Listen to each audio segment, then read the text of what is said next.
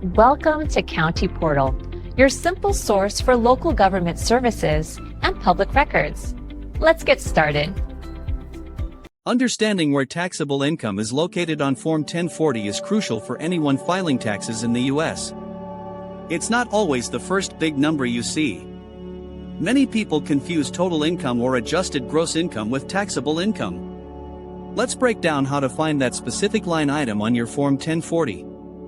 First, you start with your total income. This is found on line 9 of Form 1040.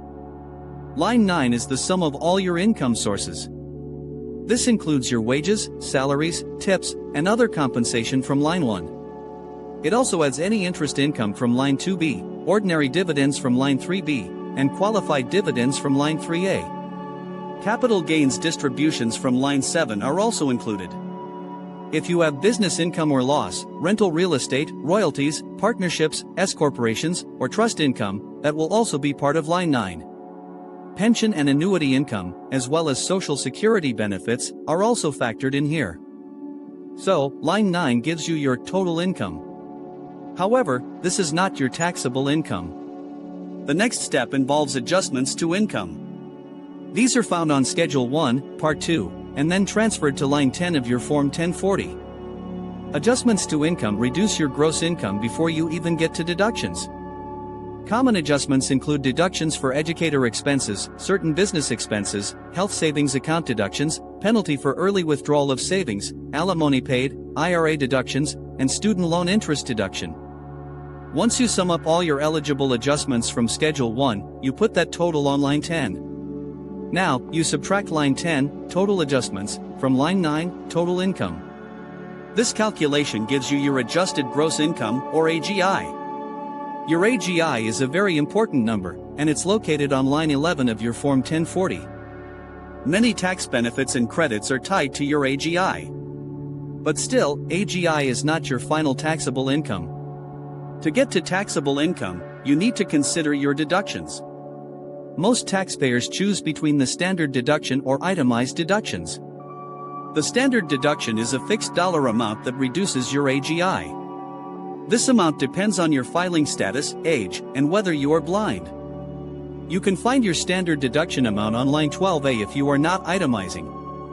If you choose to itemize, you would complete Schedule A. Itemized deductions include things like state and local taxes, home mortgage interest, charitable contributions, and medical expenses exceeding a certain percentage of your AGI. If your itemized deductions are greater than your standard deduction, you would choose to itemize.